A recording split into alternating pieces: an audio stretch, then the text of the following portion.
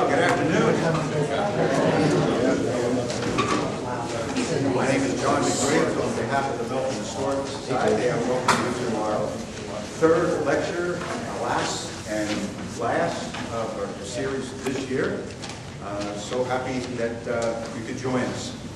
I ask you to indulge me for a few minutes here to handle a few administrative things that should be helpful in the way of announcements and such. And this piece of paper you may have picked up on your way in.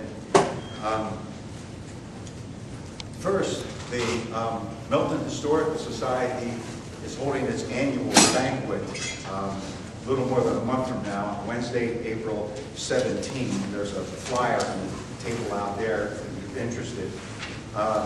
It's open to the public, and there will be a keynote speaker there, which I'll get to in a half a minute here.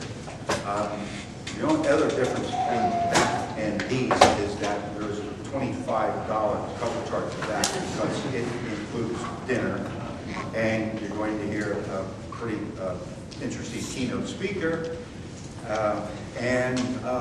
Best part of all, you'll be supporting the Milton Historical Society, which puts on this. So I encourage you to give some thought and perhaps put that on your calendar. Our primary criteria for these lectures is that they inform and enlighten and maybe even entertain along the way. And our keynote speaker for that banquet on April 17th is Sandy Tosca, an engineer from PennDOT who's been overseeing a lot of the Susquehanna Valley Thruway project. And we thought this would be a good time and occasion to have someone like her come here to our community and tell us not just what's happening out there now, but also the history of this, because we are a historical society, the history, the current status, and perhaps the anticipated impact. And for more information, it will be available to any Milton Historical Society member, and will eventually be on its home page, and we'll try to get the word out in other ways as well. Also have a couple of quick acknowledgments. First to Milton Area School District Superintendent Kathy Keegan, who has yet again allowed us to use this facility, which has worked well over the past, our third year now. Carolyn Yorty and her staff here at the high school, and the tech staff as well, for setting up chairs and making sure available equipment is here for our speakers. It makes it easy for all of us to come in here and just sit down and enjoy the lecture at that point. And to Chuck Everett as a valued sponsor of the lectures. And additionally, I'd like to acknowledge the support of the executive board of the Milton Historical Society, whose members are Valerie Bieber, Rob Jones, Linda Corp, John Meckley, Joe Moser, Joe Nunn, Deb Owens, Anne Marie Sagnano, Jim Champenour, George Venus, all of who are under the very capable leadership of President Tim Bittner. I would ask for those people here would stand so we can kind of recognize you. And you are, you're the members of the board. Don't be shy.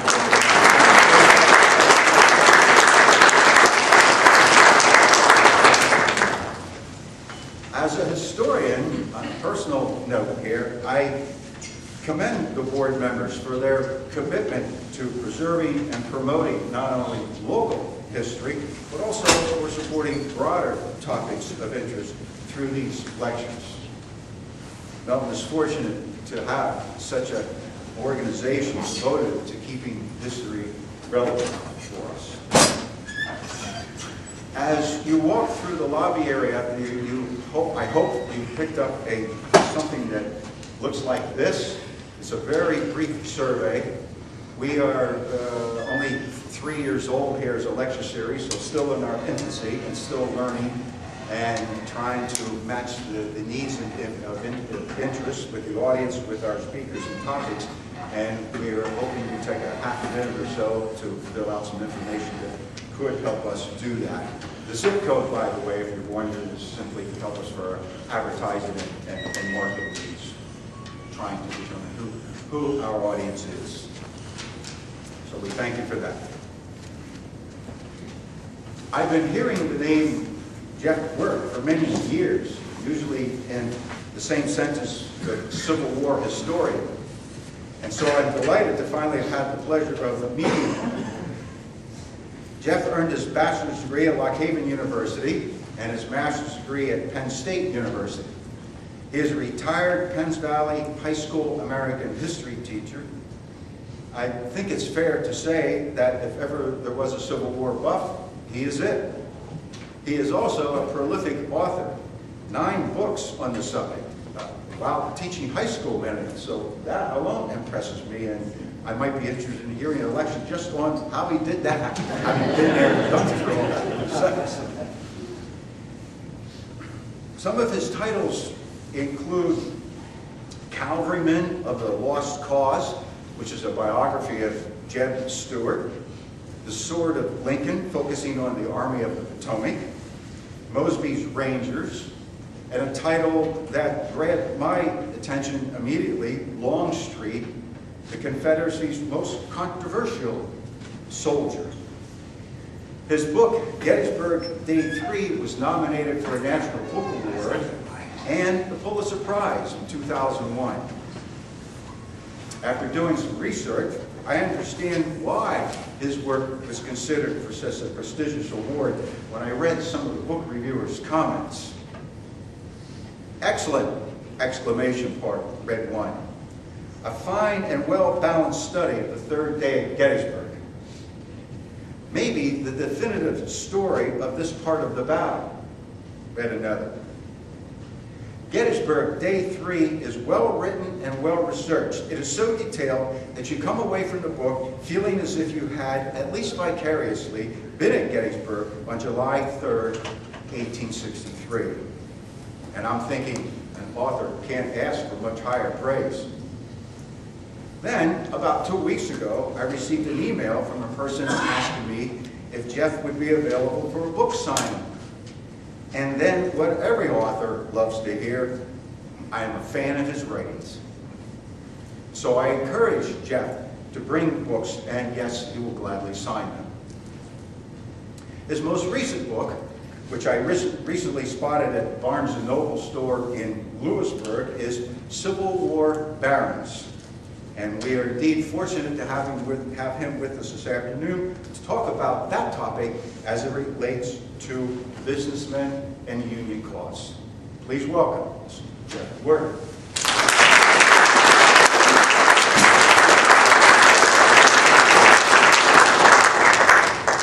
Well, good afternoon. Boy, nice to see all you folks come out here for this. Maybe some of you are hard up for entertainment on Sunday afternoon. I'm not so sure. As you heard, I'm a history teacher, some of you, I'm sure, may be teaching now or were. You know how precious and rare questions are. When you teach, I always joke, if I got one a semester, I was happy from my students. So if any of you have questions, please. Oh, can you hear me? Yeah. Are you all right? No, okay. I'll do this. Okay? All right. Anyhow, please, if you have any questions, ask. Also, I did bring some books along in my new one. Look, I'm not here as a Yankee peddler. If you want to buy a book, my wife's sitting there. She has a few. We don't have many. I appreciate you don't. That's fine, too. I'm here to give you a talk on these people. The Civil War began, as you well know, in 1861. And everybody at the time thought the war was not going to last long, right? In fact, there was a Southern politician who said he would drink every bit of blood that was spilled in the war. I assume that's why he became a politician, because he didn't know anything. But anyhow, nevertheless, you know, the war comes, and you heard it, the North. What did the North have? Well, the North had more men, they had more natural resources, they had more man-made resources, they had more railroads, all the advantages that you would want waging a war. Just for an example, in the county surrounding Hartford, Connecticut, in 1860, there was Colt there, Sharps there. They produced, these private firms produced more firearms than all the future 11 states of the Confederacy at the time. So if you're going to war, you want to have all those advantages. But as I said, everybody in 1861 thought that the war would be brief. And then comes, in July the 1st, 1861, the Battle of Bull Run, or Manassas, and the Union armies rallied. And suddenly there's this realization that this war is going to last longer than we anticipated. But the problem was the Confederacy. Yeah, they had all these disadvantages, I just named them, but the Confederacy consisted of 750,000 square miles. The Appalachian chain went right up through the spine of it. I mean, that's a formidable barrier. Rivers intersected it, along thousands of miles of coastline. So what did the North have to do to win the war? Well, they had to conquer the South. They had to take the war to the Confederacy if they hoped to win it. You just simply can't do that. The other problem was in 1861, our federal government was so unlike today. It really is. The regular army, officers and men, consisted of 16,000 men.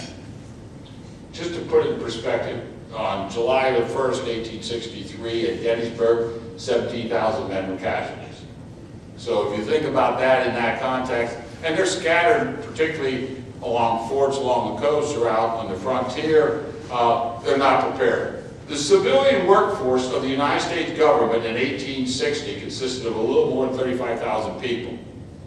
Present. Well, the problem with that was over 30,000 just worked for the post office.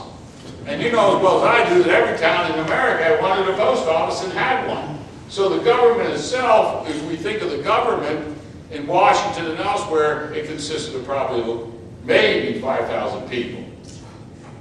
So how do you do this? How are you going to conquer this vast Confederacy? You're going to have to do it with your armies. And your armies are going to have to go there. But the armies needed to be the old Napoleonic statement, an army travels on his stomach. It does travel on his stomach. It needs to be armed, equipped. But we only had two armories. One in Springfield, Massachusetts, the other in Harper's Ferry, Virginia, which was soon captured by the Confederates, so that's out of it. You have to rely on private business. But what you need to do is you have to mobilize all these resources and businesses on a scale that our country had never seen before. It's simply never seen before. You have to organize it. You have to also have a government to bring this organization to it. Probably somebody you've never heard of, really. Maybe Montgomery Meigs. Montgomery Meigs was one of the heroes of the Civil War for the North. He was Quartermaster General. He was the one responsible, and he had the talent and the genius. If you want to know who Montgomery Meigs is, you want to see it. Every night you see the news and they give you a shot of the Capitol and the dome. That's Montgomery Meigs. He was the engineer that started building the dome of the Capitol building. And also he built the aqueduct that served Washington, that still does, I think, in some regards. But anyhow, so he oversees it. But what they have to do is rely on private industry. So when I was looking at this, I decided to look at men who contributed by their efforts to the war. And there are 19 of them. We'll talk about them. Some of them you're going to be very familiar with. That was one of the criteria. They're quite an eclectic group. Also, I've got to tell you something. When I was proposing my book to a publisher, I thought, okay, now I'm going to write it with, and I'm going to write, in each chapter I'll deal with two men. So I finished all my research, and generally it took me about 2 years to do all the research and all that, and I got everything organized, and I have 19 men, which is not particularly smart if you're going to do two men in every chapter. Fortunately, what I did was I devoted one chapter to the man who probably revolutionized how we deal with war, and I'll talk about him. So, now what follows, and I have to admit to you, given my age, this is an old man's version of a PowerPoint presentation, okay? So we'll begin with the first photograph. Look,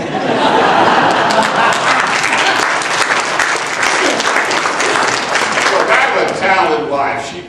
My wife, I write my books longhand on legal pads with cheap pens and note cards. I learned it as an undergraduate a long time ago, but I'm married smart. She types everything, she edits everything, and so here we are. This is another version of our Anybody know who he is? Simon Cameron, thank you. What was he? Well, he was Secretary of War for a short time, but he was the leader of the Republican Party in Pennsylvania. Absolutely correct. And I put him in here because of the men that followed. Of course, Thaddeus Stevens said the only thing Simon Cameron wouldn't steal was a red-hot stove. He is ethnically challenged, and he will be sent to Russia in January of 1862. So they got rid of him. But I put him in here because he's involved heavily in the early thing, and he's the Secretary of War in 1861. This man's a Pennsylvanian from Philadelphia.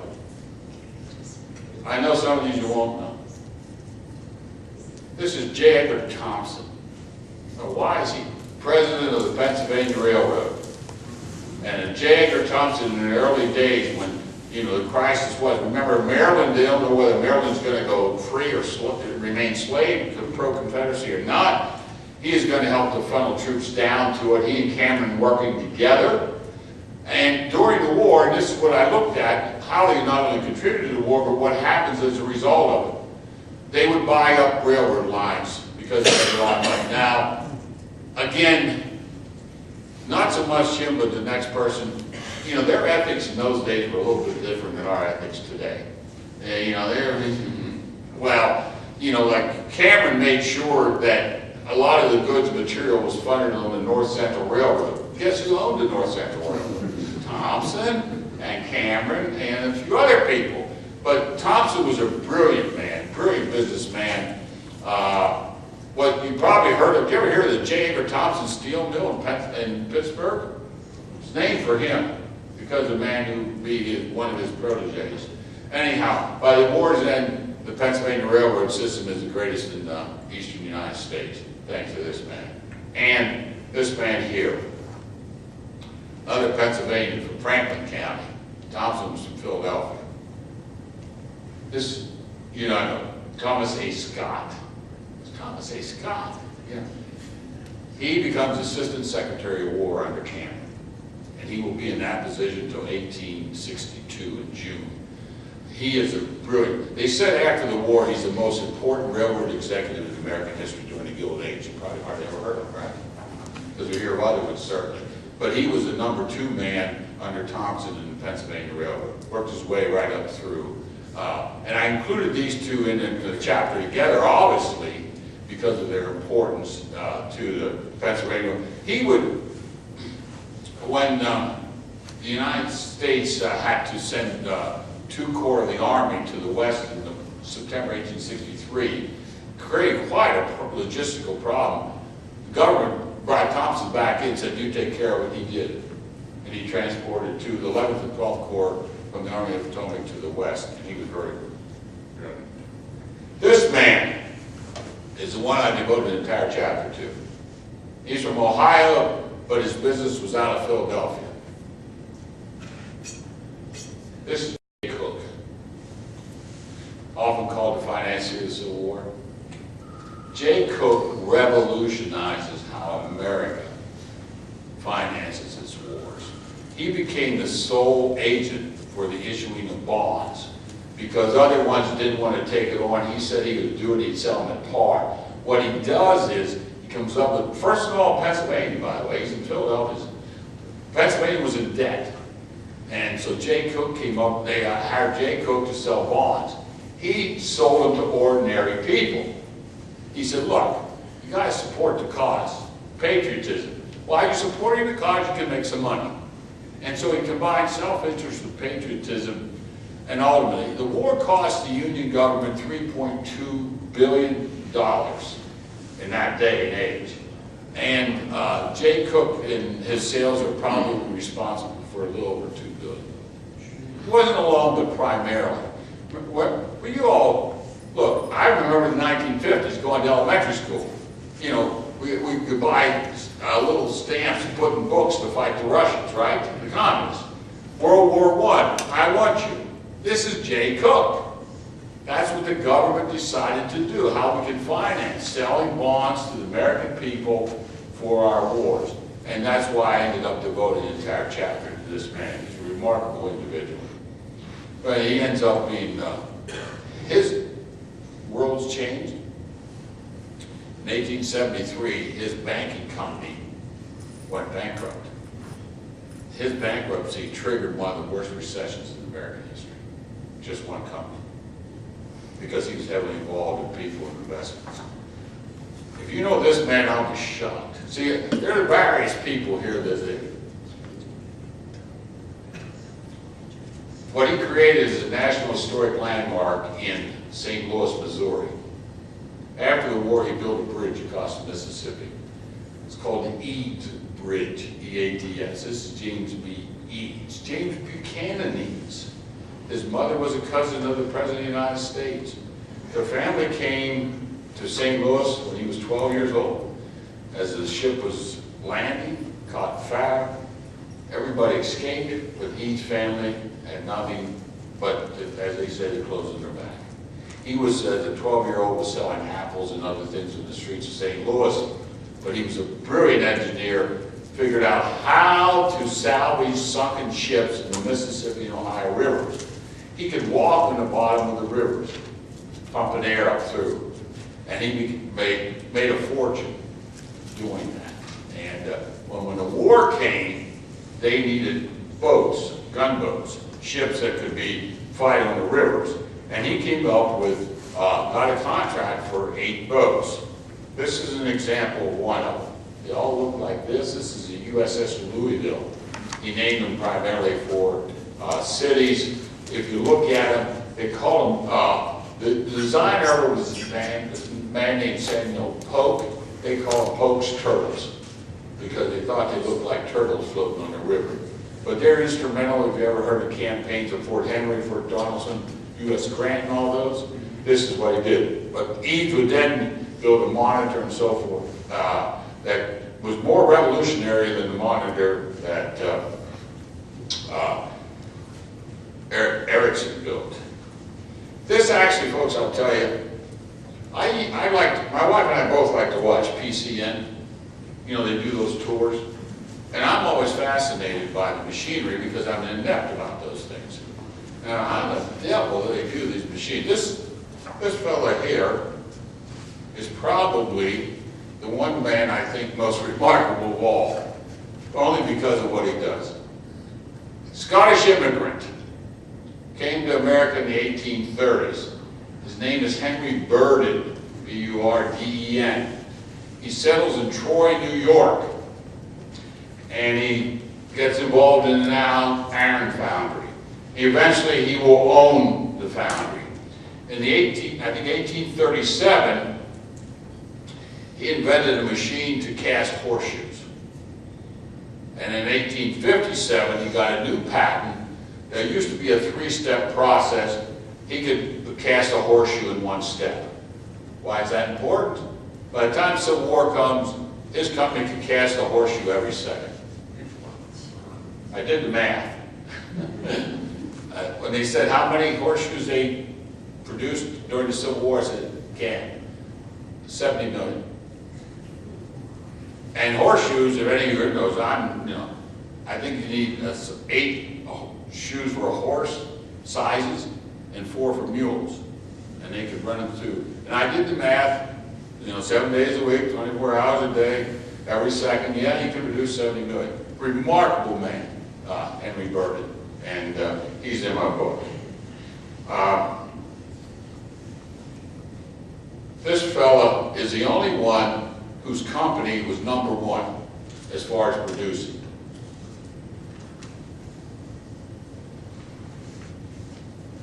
Name's Robert P. Parrott. He owned the West Point foundry. He produced cannon and artillery shells. They produced more cannon and artillery shells than any other company in America. The upstream from West Point. He was a West Point graduate, married into the family that owned the foundry. And what he did is, and you can see it here, and I brought it along, they are going to, the breech of the cannon, see how it's wrapped, it's reinforced. That's what he did. And he could do it better and cheaper than anybody else.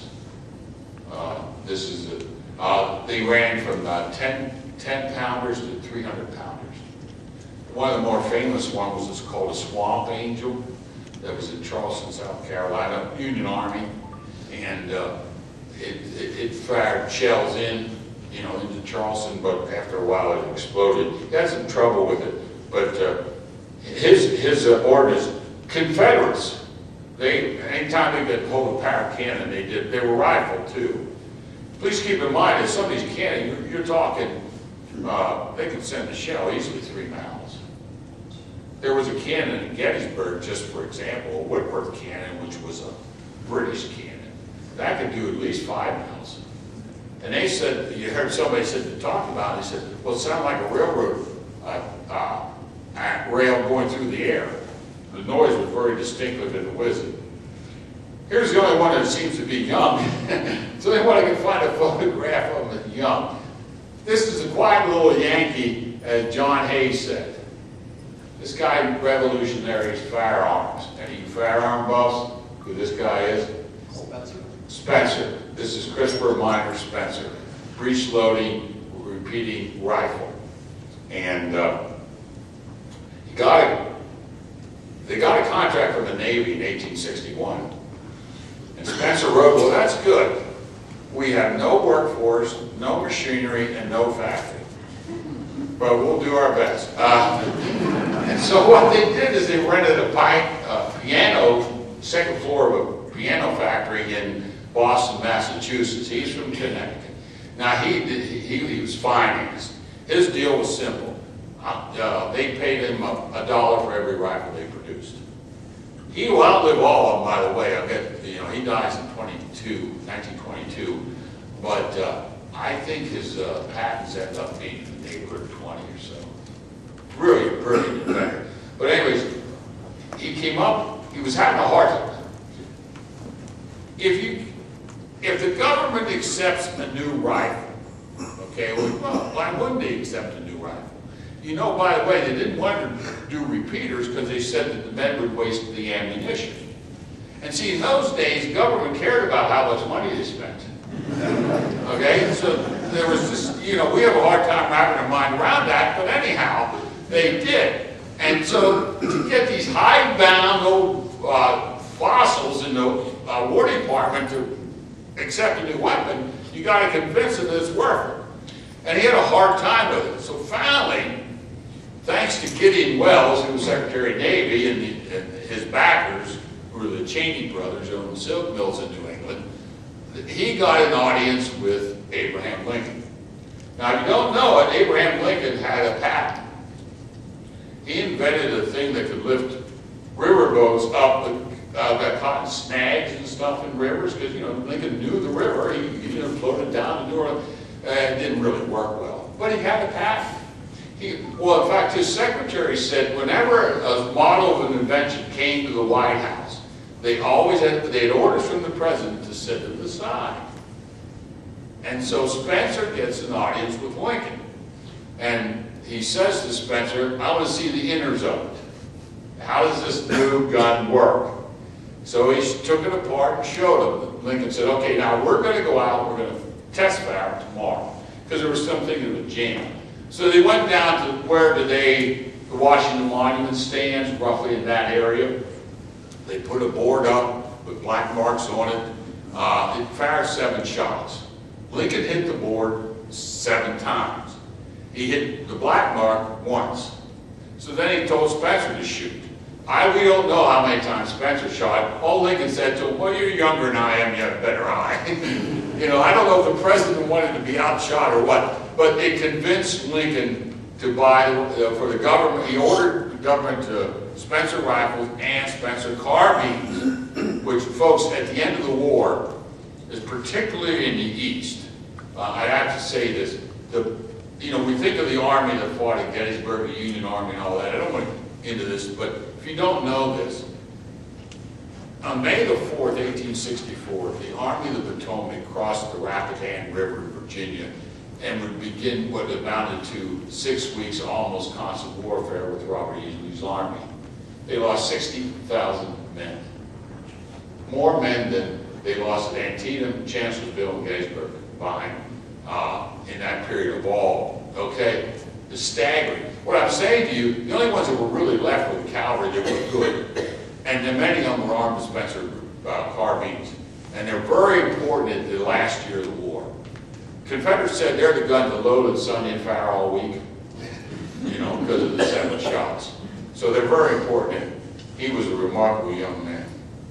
This fellow, if you have a copy of the book, you see my chapters are very simple. I have the administrators, the investors, the organizers, the entrepreneurs. I have one chapter devoted to what I call the patriots. And this is one of the patriots. And this company is still in business, so it's bought out. He's a Quaker from Philadelphia, served in the United States Navy as a doctor. This is Edward Squibb. Squibb Pharmaceuticals. And in touring duties with the Navy, he could not believe how bad the chloroform and ether were, how impure they were. So he devoted his experiments to it, tried. Finally, the Navy placed him at the Brooklyn Navy Yard and told him to conduct experiments, and he is going to devote the years right before the war to the purification of chloroform and ether. Not only that, he published everything. He said, I want other pharmaceutical companies, if you will, to know how to do it. This is to be shared. This is to save pain in men's lives. War comes. His factory goes into, by the way, he was badly burned in a fire. An accident in those days happened. In fact, he had to spend the rest of his lifetime his eyelids shut at night so he could sleep and tape him. And he never did hardly any public opinion. But anyhow, when the war came, Squibb in particular, the government came to him, and he was not really interested in making money. But he did, but you know, he's one of these, his concern was the welfare and the care of the men that he did. He also created and built what's called a veneer. It was a medical chest for doctors, and many doctors and surgeons used them in the field. I know the only one I know of is at the Civil War Medical Museum in Frederick, Maryland. So if you ever get there, they say it's a wonderful museum. I've never been there, but that's what it is. This fellow, if you've heard of him, I'm going to fall over. Or no, I didn't know. Well, that's, folks, you think you know something until you write a book and then you find out how profoundly ignorant you are? You know, I knew a lot about Gettysburg in the third day. No, I didn't. This man is Abram Hewitt, H-E-W-I-T-T. He married into the Cooper family of New York City. Peter Cooper, Cooper Union, where Lincoln gave the address. And his best friend was Edward Cooper, the son of Peter Cooper. And Peter Cooper, before the war, bought the Trenton Iron Works. And Edward, his son, said, I want Abram to work for me. Why? Basically, why? So he had to prove himself. The war comes. And they're trying to make gunmetal, you know, for rifles, right? Springfield Armory, they send their gunmetal to the Springfield Armory in Massachusetts. They know it's not good enough. They keep trying, still not good enough. Abram Hewitt gets on a ship, goes to England. Now, I don't know exactly what inspired him to think this would happen. The best gun makers in the world, barrels and that, were the British and the Germans. He thought that the British manufacturers would share their secrets with him. They basically told the Yankee to go home. Well, Hewitt doesn't do that. He decides to troll the pubs. Apparently bought a lot of ale and beer or whatever. He found his secret formula from the workers in the factories. Came back, and they produced this gunmetal that the Springfield Armory accepted. Why is it important in this sense? Because he makes the statement is, in times of crisis like this, it's wrong to make a profit. He and Edward Cooper offered their factory in Trenton to the War Department. You can make it. You can take the money, you can make it. They said, no, you just go ahead and you own it and you make it. And they made very little money, and that's why he and Squibb are partners in this. This man's famous. His company now makes spices. This is Cyrus McCormick, okay? He invented the Reaper.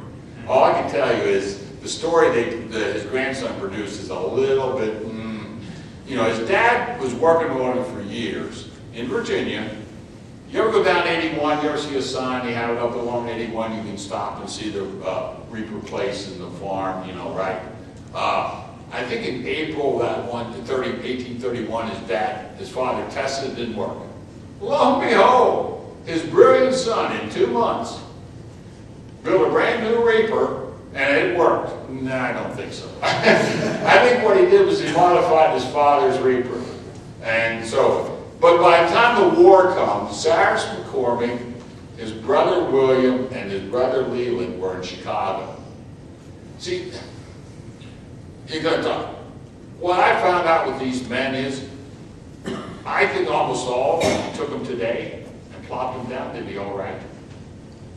You know, they'd make it. He saw where his market was. His market wasn't in slaveholding South or a Reaper.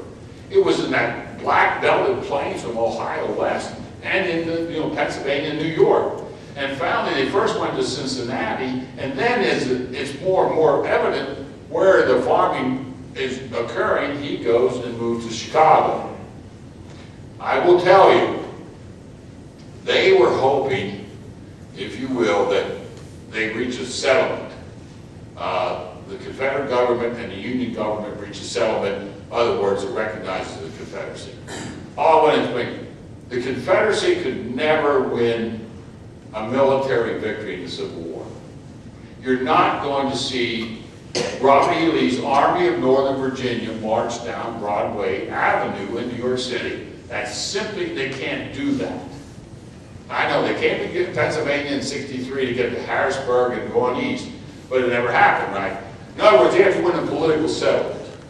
They have to convince northern people to force Lincoln to negotiate with them, and you do that with battlefield victories. Anyhow, I know somewhat. McCormick stalled it. This is what he hoped. Now, his brother William, he really wanted an outright Confederate. They never got rid of their Virginia roots, never during the war. What do they do with all the money they make from Reapers? They invest in real estate in Chicago, and when the war's over, they're the wealthiest people in Chicago, Illinois. And when the Great Fire comes, they just simply rebuild their factory. This fellow you all know, Carnegie. Did you know he barely stood 5 feet?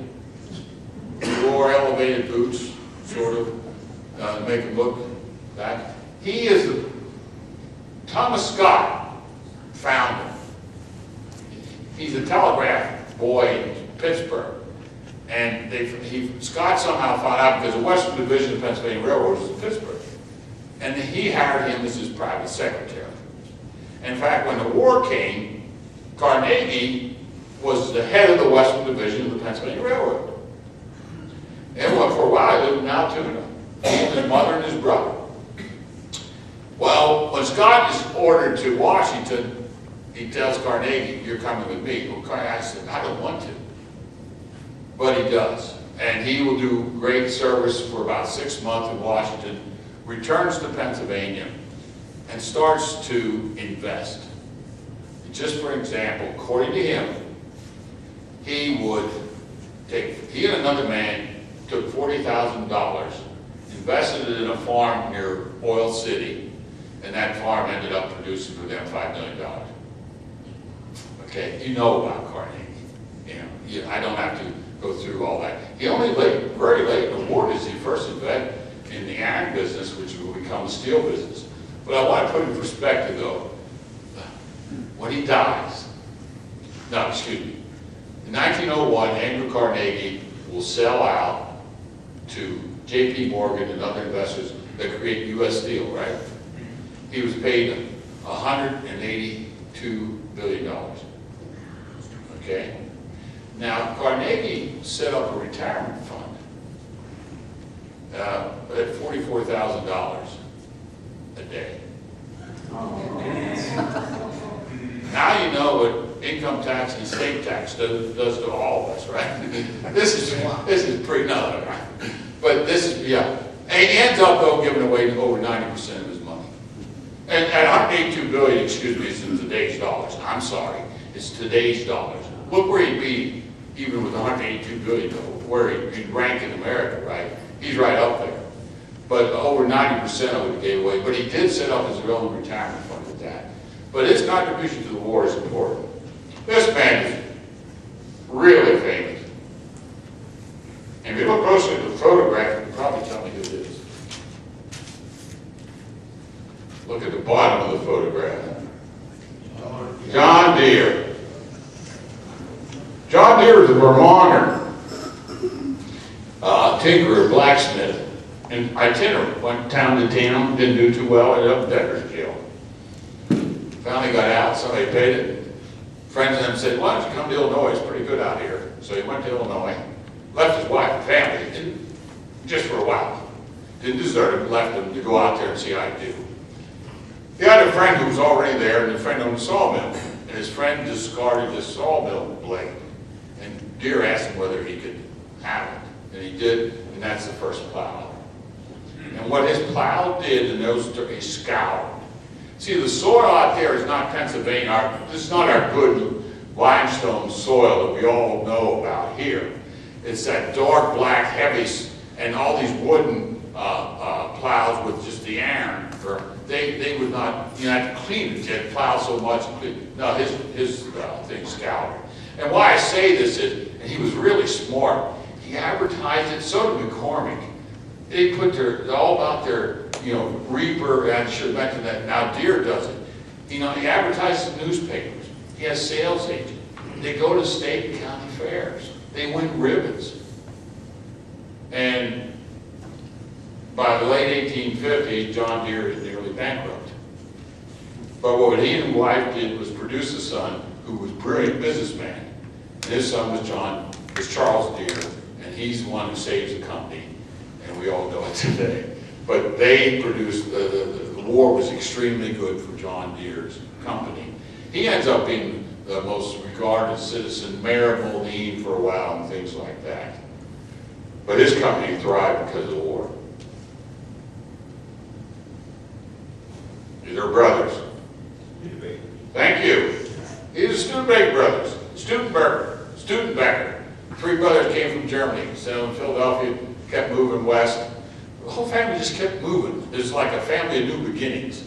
And finally, two of them, Clement Henry, and they're the ones here, Clement Henry, they end up in South Bend, Indiana, as blacksmith. Clement borrowed $40 from his wife. Now, I don't know exactly how she squirreled away $40, but you know what I mean? You all understand, right? Okay. And they started this blacksmith business and wagon making business.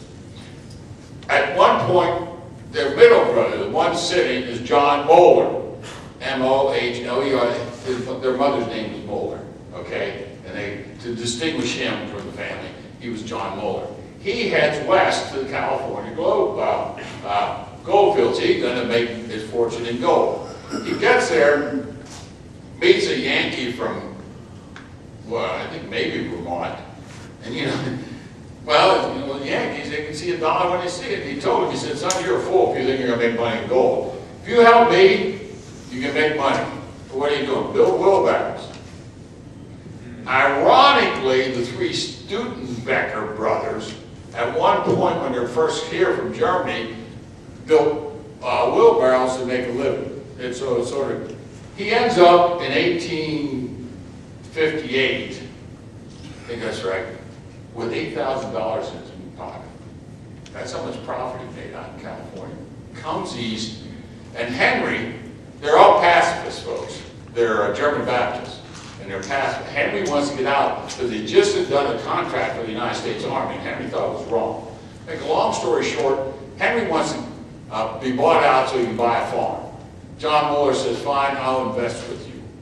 Now, their wagons they were not the biggest wagon makers in America. I think there were 4,500 at the time when the war came. But they would make what many people regarded as one of the very best. You can see an example. I don't think this is necessarily a Studebaker built wagon, but you see the smaller front wheels and that, and other things, they build out of hickory, a lot of them. They're very solidly built. Just to give you an example, when the Confederates come into southern Pennsylvania during the Gettysburg campaign, they are going to, in Chambersburg, Pennsylvania, capture 16 wagons. Okay. Folks, they stole everything it wasn't, I believe me. I mean, they cleaned out. One of my favorite quotes, I'm sorry, this is a typical high school teacher's tangent.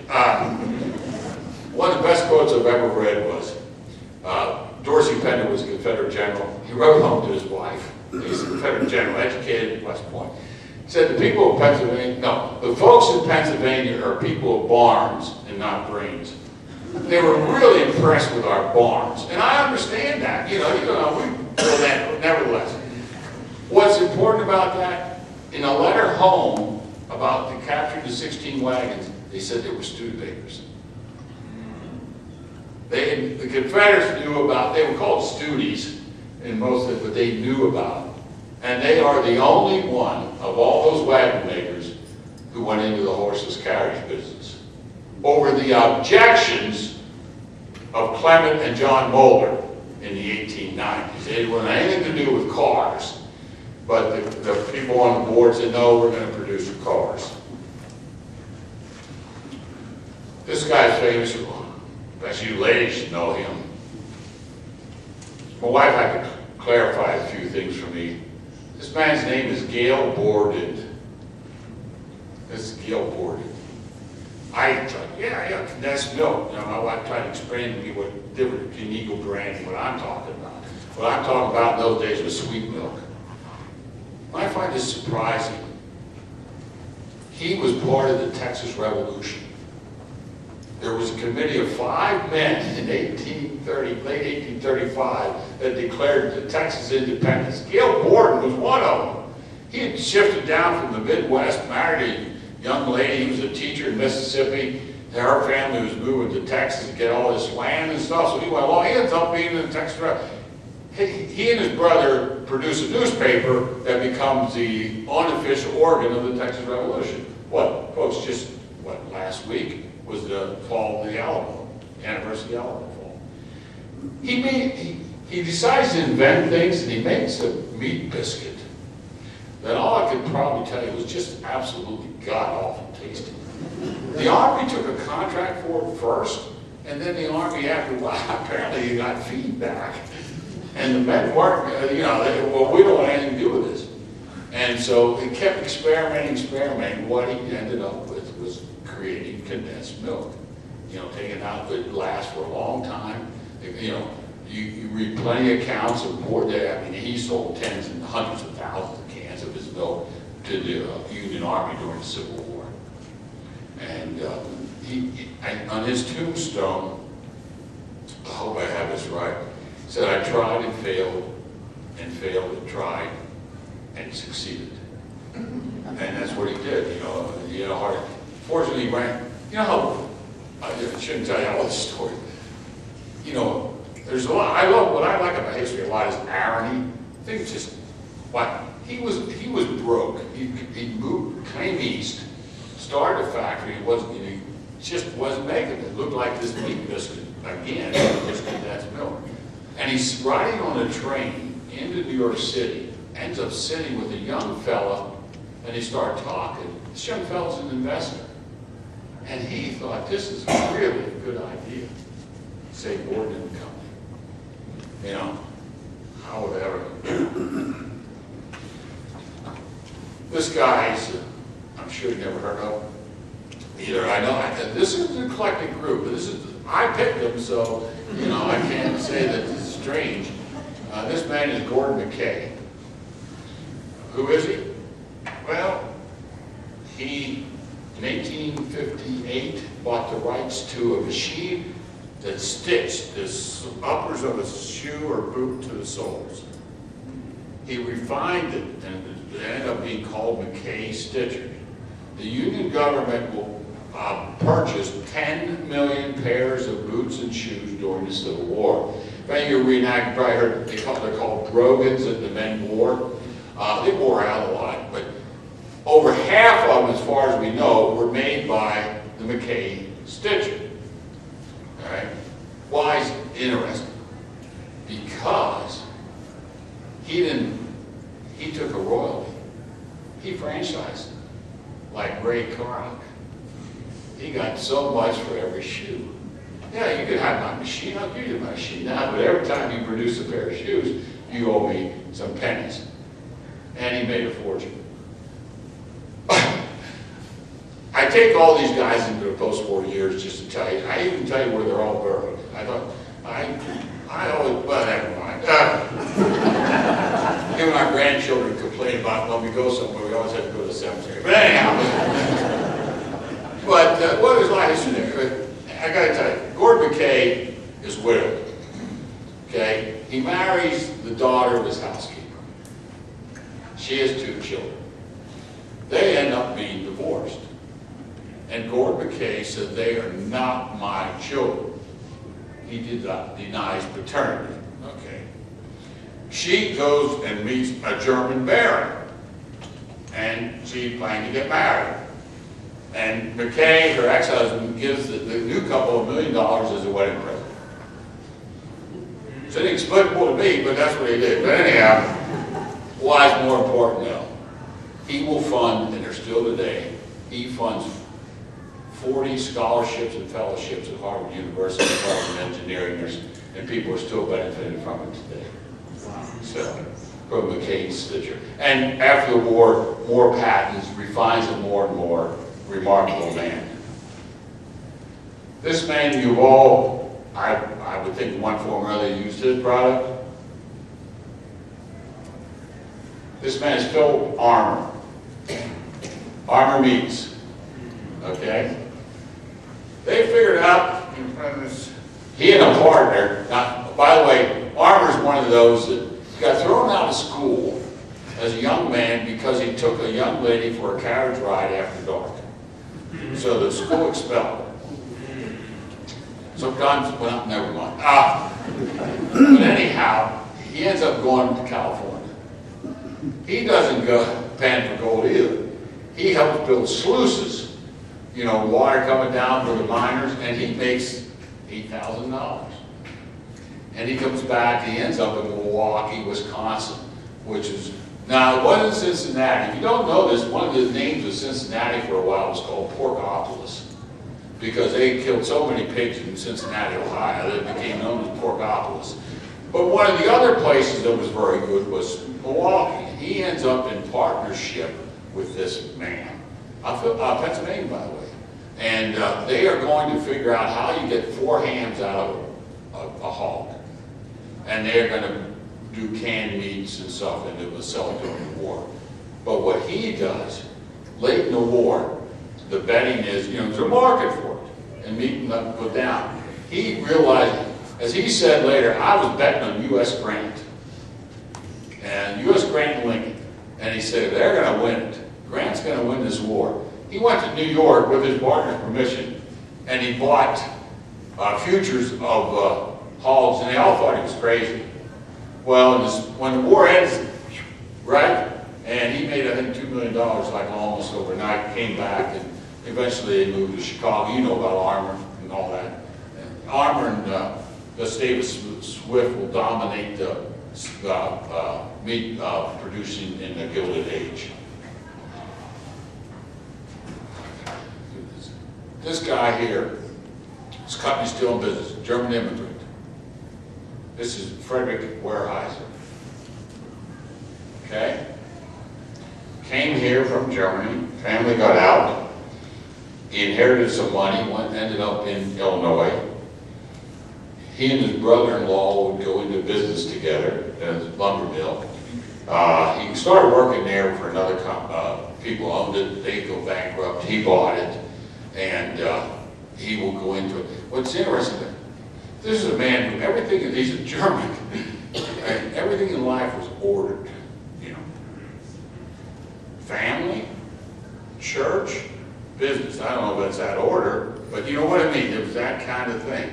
Except, during the war, while his brother-in-law is running the mill, he's going through the Midwest buying up acreage.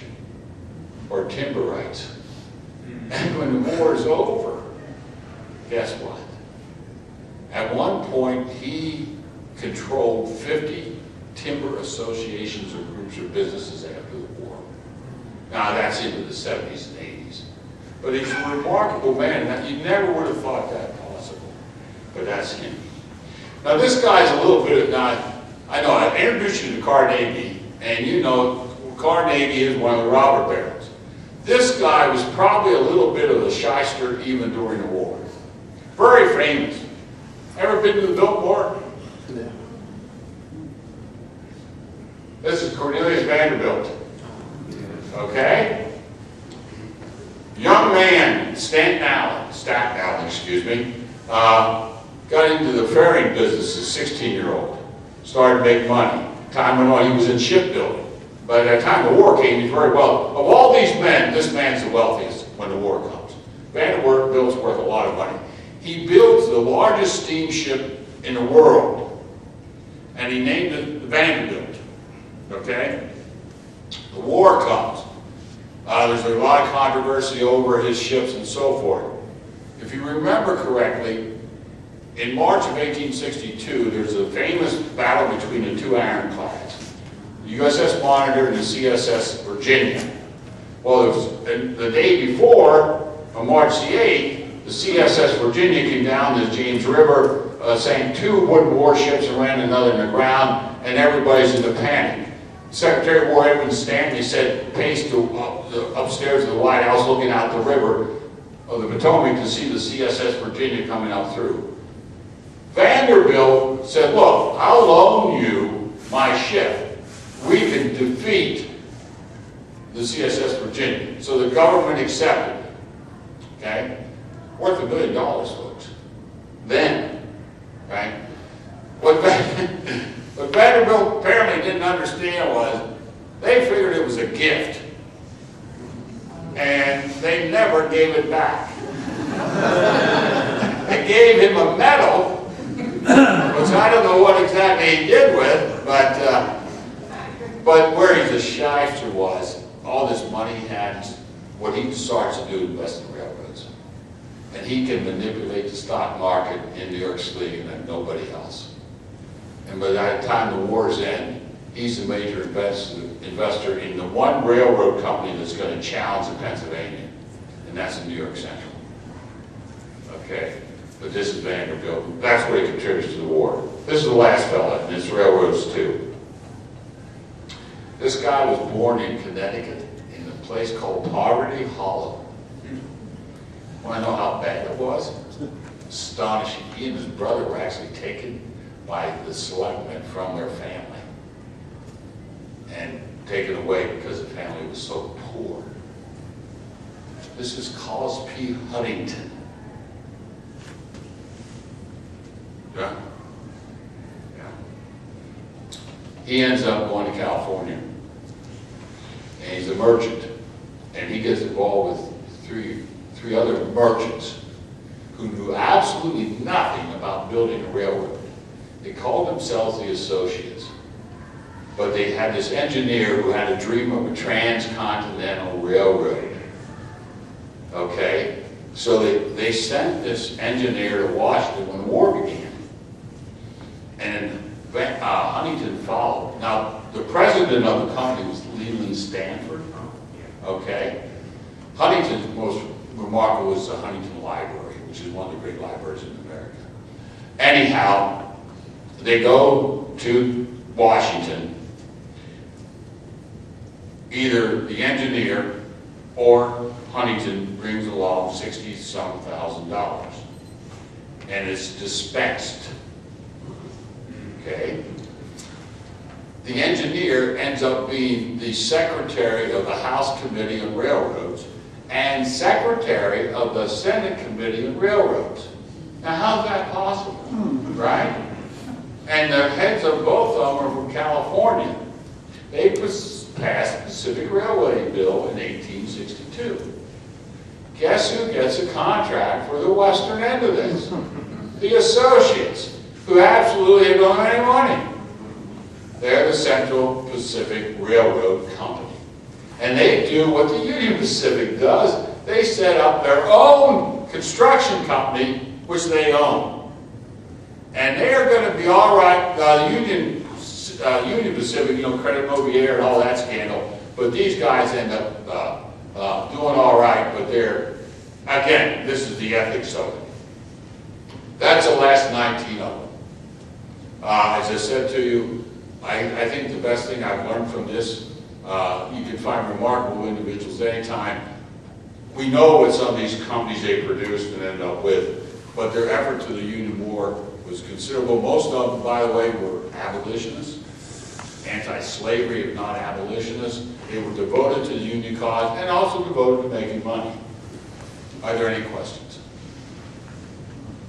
Yes, ma'am. Well, I know that a Frenchman invented canning food. Do you know what year it must have been before the Civil War if they had canned food. I don't know that, but it was definitely before Civil War. Archaeologists do digs today, and particularly where they find, they'll find piles and piles of what's left, not a whole lot over the years of discarded, cans that are, to locate campsites and things like that. I can't tell you that. Anybody else know when they would have? The first was a French confectioner that Napoleon needed to feed, the army marched on his stomach. And he put canned a sheep in a steel can. They didn't have a tin, so it was steel, so it rusted, or it was iron. And they soldered the ends with lead solder. But they didn't know about pasteurization. So this meat was always questionable as to whether it was going to be any good or not. But it's the equivalent of a $10,000 reward for somebody to be able to package meat so that the army can march on it. Oh, there you go. It doesn't surprise me at all to be Napoleon. Right. I'll take any question. I'll make something up if I don't know. I was reading your book, it seems like every gentleman that owned a factory, they all burned out. Is that correct? No, not all. Well, the numbers of them did. I mean, Squibbs did. I got to go through some. You probably remember. I don't think Studebakers did. McCormick's definitely did. Maybe once or twice. I mean, before the war. It was a major problem with fire. There's no question about that. But they had that problem. Yes, sir. Studebakers had been down in the Gettysburg area for a while. East Berlin. Yep. There's their father and mother lived there. He set up a blacksmith shop. There's a historic, Pennsylvania historic marker to him. East Berlin's just north of Gettysburg, yes. And it was the two boys then. I suppose it just kept moving. They were in Lancaster for a while, the family, and then they kept going ended up in Adams County, some of them. And then they went to Ohio. Their parents packed them up and they went to Ohio for a while. And then from Ohio, Clement Henry ended up in South Bend, Indiana, where there is, by the way, a Studebaker Museum. There's a lot of Studebaker nuts who are floating around the world. I don't mean it, but they love it. I'm a Civil War nut, so I can say that now, in that sense. But yeah, yes, sir. In the recent issue of American Civil War, your book review, and I'm assuming it's from your book because it's quoted about Cyrus McCormick, that Stanton was supposed to have said that the reaper is to the north, what slavery is to the south, and without McCormick's invention, I fear the North would not have won, and the Union would be dismembered. In your research, you find any support for that, or is that public? I quote that.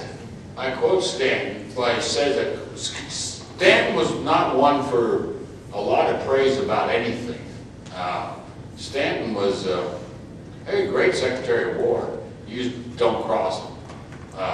What he did is he released how many tens and hundreds of thousands of farm boys to go into the army because they could do with the reaper would just take care. That's what he meant.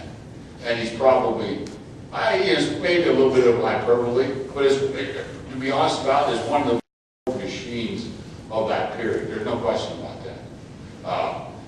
again, as I said earlier, not only do you have these businesses, but you have to mobilize them and you have to organize them. You have to create a system which we never even had.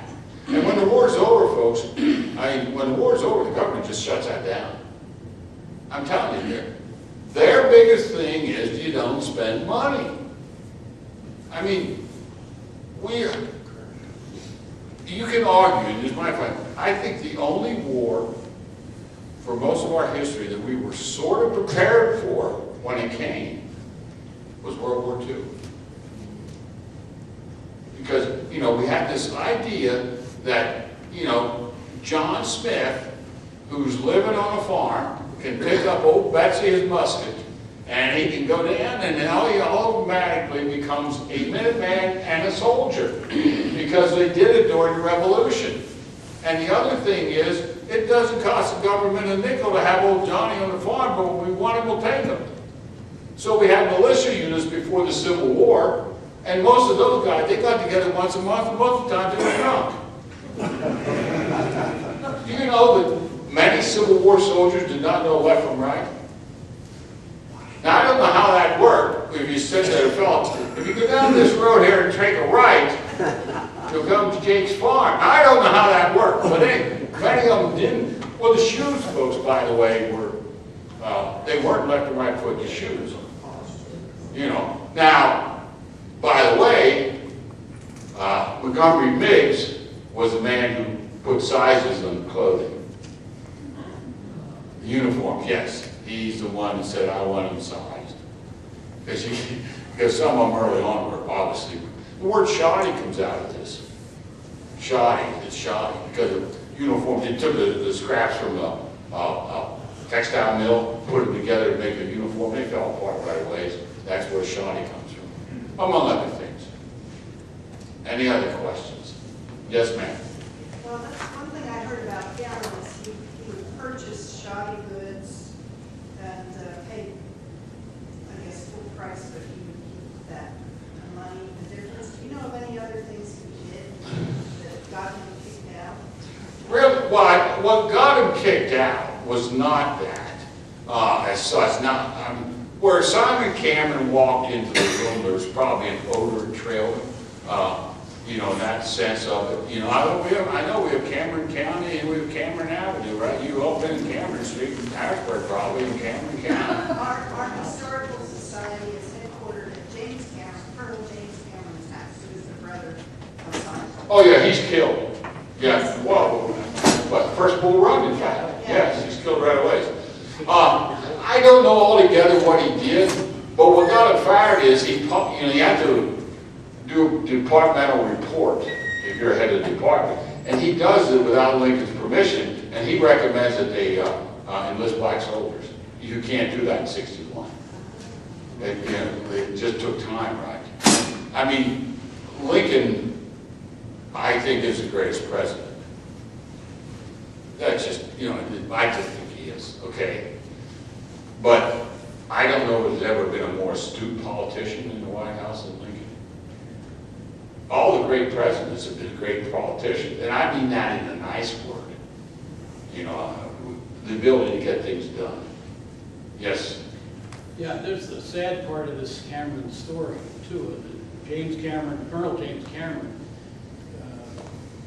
apparently his brother Simon, actually Pollock was asked to be the Secretary of Army, who became the director of the Mint, James Pollock, who was the governor of Pennsylvania.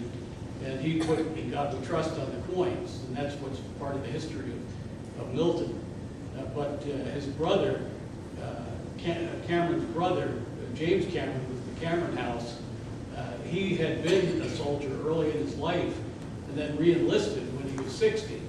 And he was killed in the first battle of the Civil War. But as you said, it was supposed to be a quick war, and it was supposed to be so frivolous that it actually had an audience at the first battle of Manassas. And apparently Simon Cameron, as Secretary of the Army, was in the audience that watched while his brother was killed in that battle. I think Cameron went out. I'm not sure, but I do believe he did. Numbers of politicians and some wealthy Washingtonians did.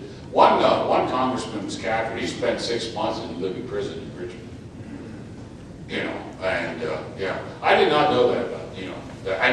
James, I did not know the Cameron House. That I did not know.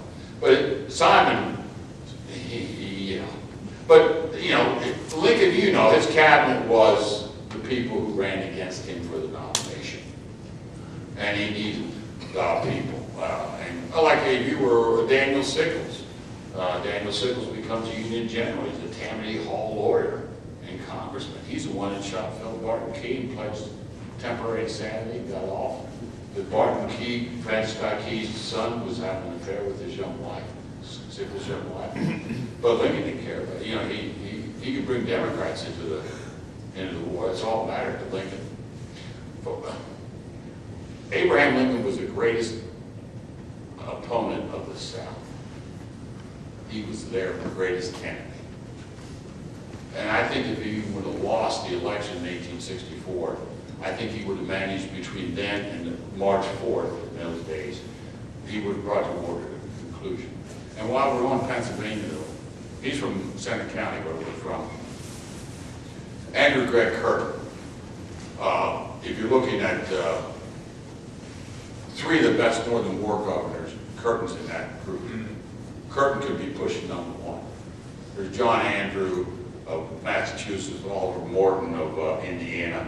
Curtin could be the best. He just got scared to death during the Antietam campaign in Gettysburg. But other than that, Andrew Gregg Curtin was a great, great supporter of the Union war effort. What's the regiment from around here, so the Pennsylvania regiment? See, back home it's 148 Pennsylvania. What? Oh, could be, 28, yeah. By the way, now, any of our questions? Last thing I'll leave you with is a question. Name the only college football stadium in America named for a Civil War general. Beaver Stadium, thank you. You know, when I go south, they have no clue. Or do they care? Yeah, that's it. Thank you.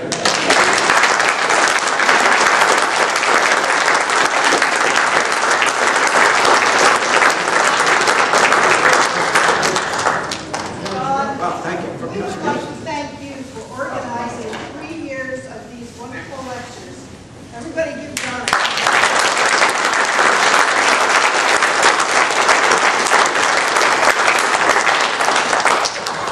Thank you, I appreciate that. It's been a lot of fun putting it all together, it really has. And I thank you again for your surveys. That information will help us. And if we don't see you at the banquet next month, hopefully we'll see you back here when we start all over again in January. All right. Take care.